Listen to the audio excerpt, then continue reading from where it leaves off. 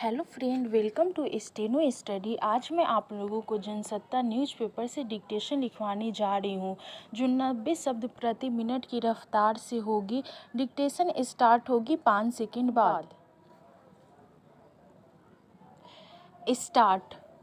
दुनिया भर में अलग अलग देश प्रत्यक्ष या परोक्ष रूप से जिस तरह के खेमों में बट रहे हैं, जैसे अंतर्राष्ट्रीय मुद्दे खड़े हो रहे हैं, उसमें लगातार इस बात की आशंका खड़ी हो रही है कि आने वाले वक्त में कहीं युद्ध के मोर्चों का विस्तार न हो जाए।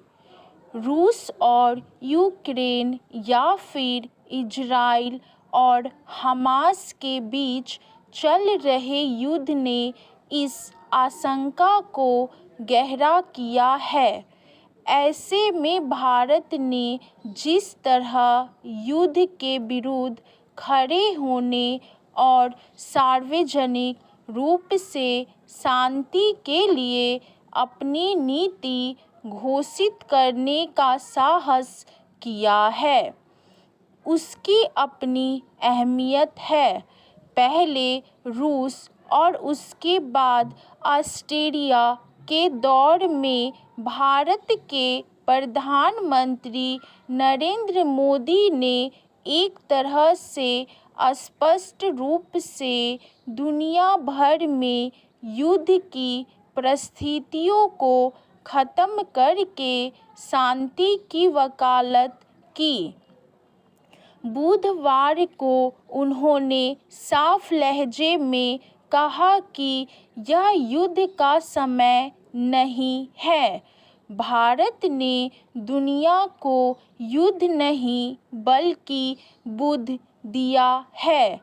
यह हर जगह शांति और समृद्धि की आकांक्षी है और 21वीं सदी में अपनी भूमिका को पहले से ज़्यादा मजबूत बनाएगा।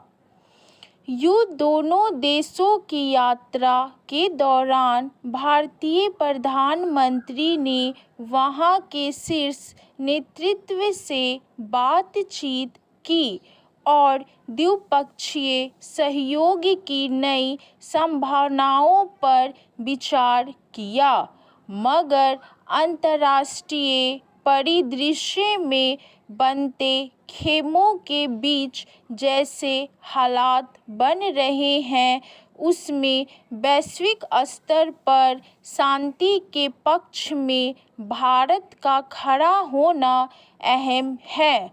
दरअसल वह रूस यूक्रेन के बीच जारी युद्ध हो या फिर इजराइल और हमास के बीच, भारत का यह रुख जग जाहिर रहा है कि वह युद्ध का समर्थन नहीं करता। वही आतंकवाद के मसले पर भी भारत की साफ राय है कि यह किसी भी रूप में स्वीकार्य नहीं है। यूक्रेन और रूस के बीच चल रहे युद्ध को ख़त्म करने के लिए भी भारत के प्रधानमंत्री ने पहले भी कई बार बातचीत की, रास्ता अपनाने की ही सलाह दी है।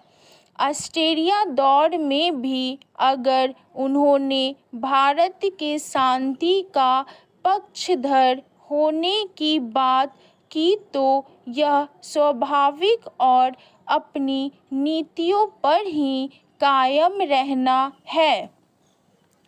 यह छिपा नहीं है कि जहां रूस और यूक्रेन के बीच युद्ध के संकट में कोई कमी नहीं दिख रही है, वहीं अमेरिका और उसके कई सहयोगी देश नाटो की बैठक करके एक अलग ही संदेश देने की कोशिश कर रहे हैं। इस तरह के हालात में भारतीय प्रधानमंत्री की रूस और ऑस्ट्रेलिया की यात्रा और इस दौरान दिए गए संदेश का मतलब साफ है। विश्व का जो भी हिस्सा युद्ध या आतंकवाद से प्रभावित है वहाँ सामान्य विकास की तो दूर जनजीवन के बाधित होने और मानव अधिकारों का हनन आम है। ऐसे में दुनिया की महाशक्तियाँ अगर लोकतंत्र बचाने की बात करती है तो यह अपने आप में एक विरोधाभासी स्थिति है।